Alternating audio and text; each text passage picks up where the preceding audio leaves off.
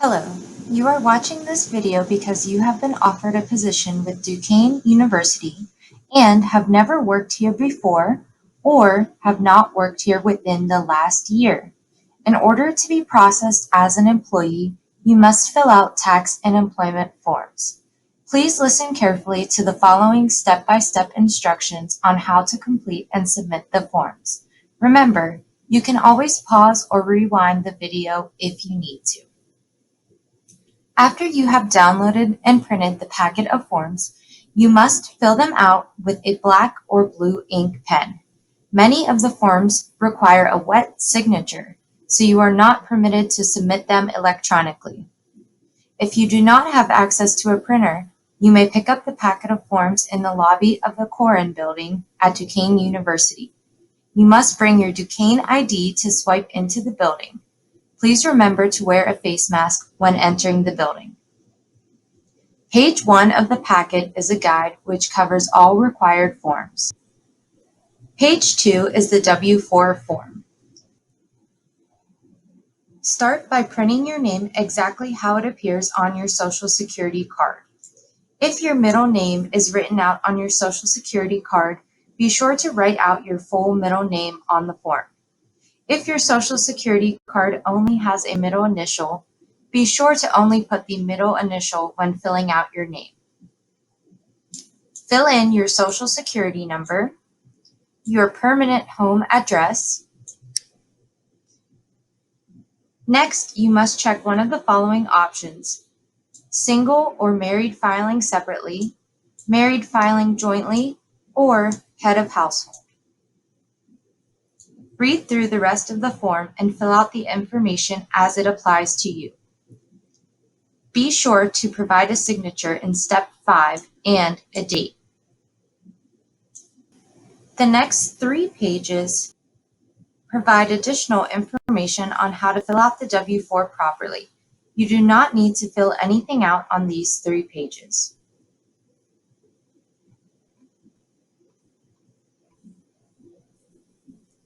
The next form is the Local Earned Income Tax form.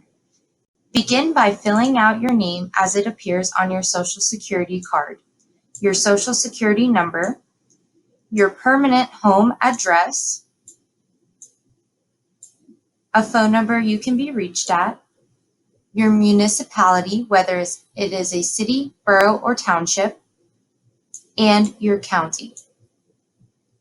You do not need to fill anything out in this section here. You do need to sign, date, add a phone number, and your email address on this form.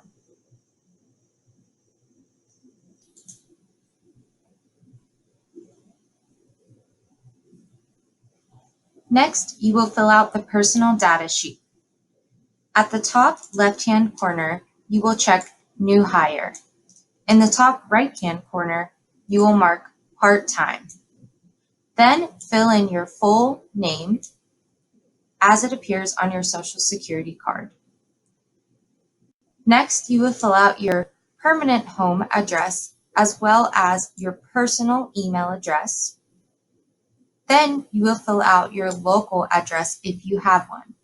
If you are living on campus, be sure to include your SMC number. Check your gender, fill in your date of birth, Social Security number, and check your citizenship status. Next, you will check your marital status, your ethnicity, and your race. Then you will need to fill out at least one emergency contact. You will fill out their name, their address, their relationship to you, a home phone number, and a cell phone number where they can be reached. Finally, you will fill out your home department, which is the department you were hired in, your start date. If you are unsure of your start date, please contact your direct supervisor to get that information. You will not fill out the I-9 form completed date or the expiration date.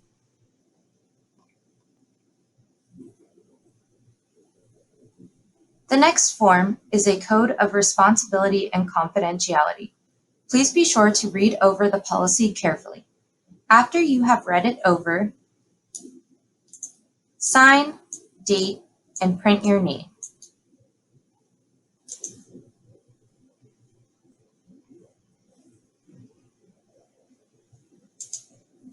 The next form is the Workers' Compensation Information Form. Please read this form over carefully. After you have read the form, print your name, date, sign, and date again. Make note that this form has 2 pages. Please be sure to read over the second page as well as print, date, and sign your name again.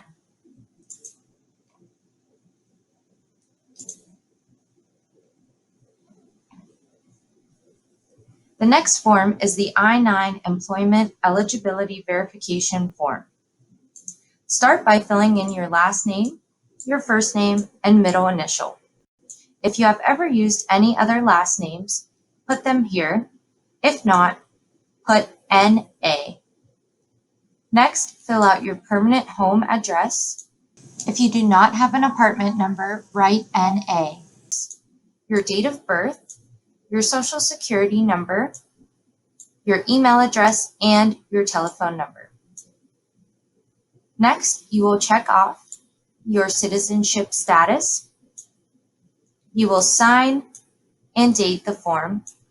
And finally, you will check off whether or not you used a preparer or translator to fill out the form.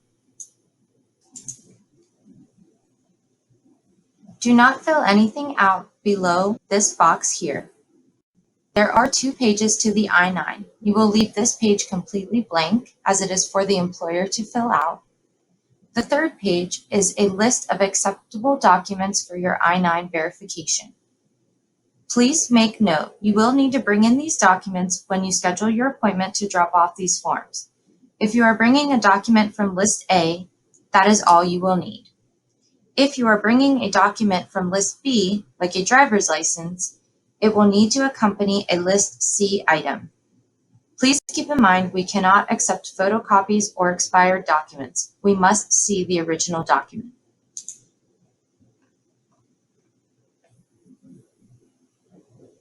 The next form is the Local Service Tax Exemption Form. Please print your name, your social security number, your address, your phone number, and check off your reason for exemption. Read over the exemption reasons and see if any of these apply to you. If you are a student employee, most likely number 2 will apply to you. However, if you have another job in the state of Pennsylvania in 2020, it may not. So read over the options carefully. If none of them apply to you, do not check any. Sign and date at the bottom. The second page is where you will list your employer information. In the first column, you will list your Duquesne University employment. The employer name is Duquesne University. The address is 600 Forbes Avenue, Pittsburgh, PA 15282. The municipality is Pittsburgh. You do not need to include a phone number. Please provide your start date.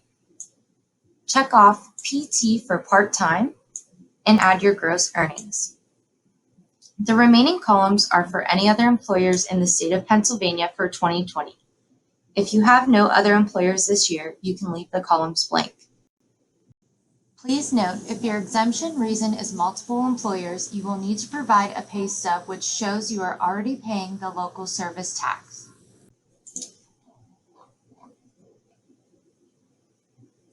The last form is the direct deposit form.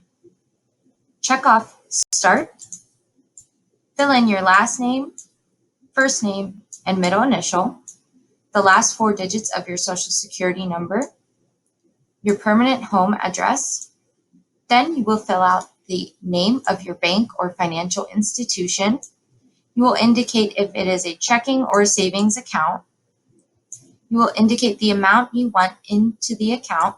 If all, check off all. Then you will need to put your 9-digit routing number here, as well as your account number here. If you do not know these numbers, please contact your bank or financial institution to get them. Do not forget to date, sign, and add a phone number to the form. The last couple of forms are for you to keep and do not need to be filled out or turned in.